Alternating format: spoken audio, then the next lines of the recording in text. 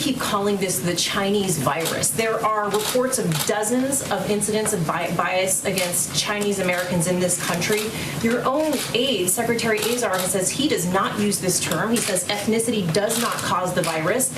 Why do you keep using this? A lot of people say it's racist. It's not racist at all. No, not at all. It comes from China. That's why. It comes from China. I want to be accurate. It comes from China. All right, guys, welcome back to the channel. Today we got to talk about the Department of Energy declaring that the C-19 virus and pandemic was most likely started by a lab leak. The main back and forth narrative within mainstream media is that there are only a couple of intelligence agencies that actually agree with the lab leak theory, a couple of agencies that have no idea where it started even after all these years, and most agencies, from what I know, still agreeing that it came from a bat at a market in a lab. Somebody ate a bat. I don't know. You know, we all know the bat story. But the main issue for me and many other people is that we waited until now to give the green light to have this conversation.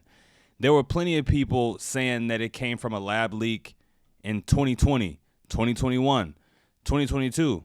And it was never okay to talk about those things. You know, people got guideline strikes on YouTube for spreading disinformation, for talking about their theories on where it came from. People lost their accounts on Facebook, Twitter, etc., you name it. So let's take a trip down memory lane and just see exactly how they shut down the theory of a lab leak being possible at all. I'm really sorry that the lab leak has become such a distraction for so many people, because frankly, we still don't know. There is no evidence really to say. It's very, very strongly leaning towards this could not have been artificially or deliberately manipulated.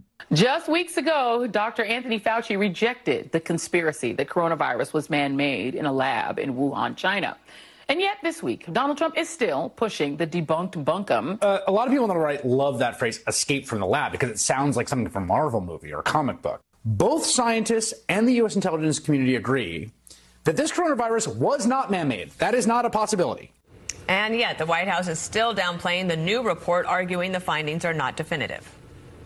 Some elements of the intelligence community have reached conclusions on one side, some on the other. A number of them have said they just don't have enough information to be sure. One of the things in that Wall Street Journal report, which I can't confirm or deny, but I will say the reference to the Department of Energy, President Biden specifically requested that the national labs, which are part of the Department of Energy, be brought into this assessment because he wants to put every tool at use to be able to figure out what happened here. But right now, there is not a definitive answer that has emerged from the intelligence community on this. So as you just saw there, you had Fauci, you had Joy Reid, CNN, MSNBC, you name it, all these news agencies and different talking heads of these agencies saying that it was no way possible that the lab leak could have been true. And we all know why it couldn't have been a lab leak and why it couldn't have started in a lab in China, because then Trump would have been right. All of these news agencies and all of these talking heads allowed their political bias to override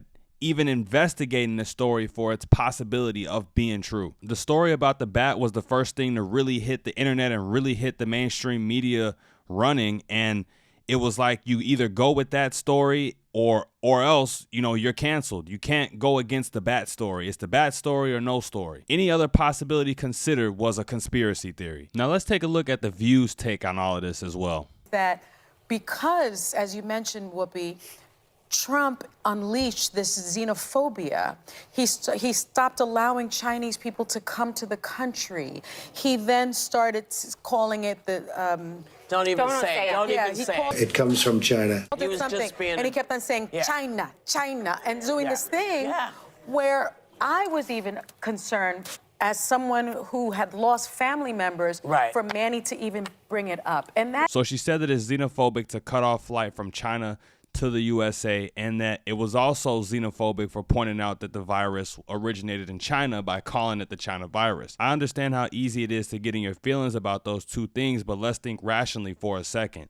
If we even have a hunch, or better yet know that the virus originated in China, then it's a smart tactical move to cut off flight travels from China to the US. Let's stop importing the virus into our own country. So that's a smart tactical move.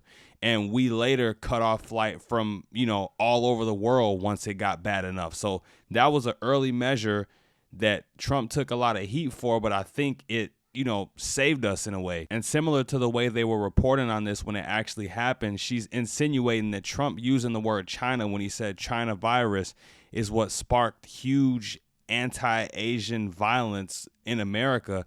But if you look at a lot of the perpetrators, the main perpetrators in anti-Asian violent crime, it was actually black people committing it.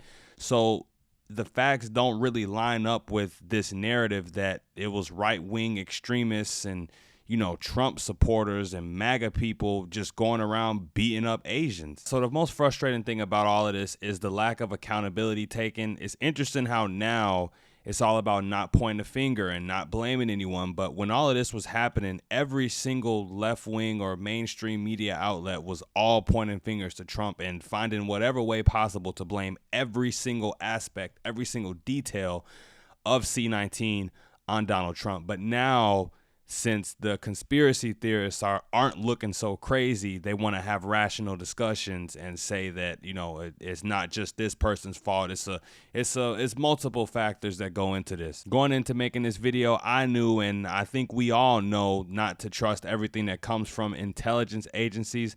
I think that's something the conspiracy theorists have been getting right for a while now. But just seeing the way that they flip-flop on these issues based on convenience and how they, you know, want to talk about things now and want to bring things to the light now that they didn't want to bring back then because, you know, a certain someone was president and, you know, they had to do anything they could to discredit him and get him taken down, just shows you that you can't trust the mainstream media, you can't trust the intelligence agencies, and really, who can you trust? And because of this, the conspiracy theories will continue to run amok, and it'll get even worse the more you try to censor people for having opinions that go against the grain of what the mainstream media says. We all know when this initially happened, in the first few years of this going on, you couldn't go against Dr. Fauci and anything that he said. You know, Fauci was king on this issue, and every single one of these people on The View were basically going off of whatever he said and whatever the people that he backed said. Anyone who had a narrative going against that was labeled a conspiracy theorist. But let me know what you guys thought about this video in the comments down below. Let me know what you think about all of this in the comments down below. Don't forget to like, comment, share, and subscribe when you're at the door. And until next time, you guys, I'm out of here. Peace.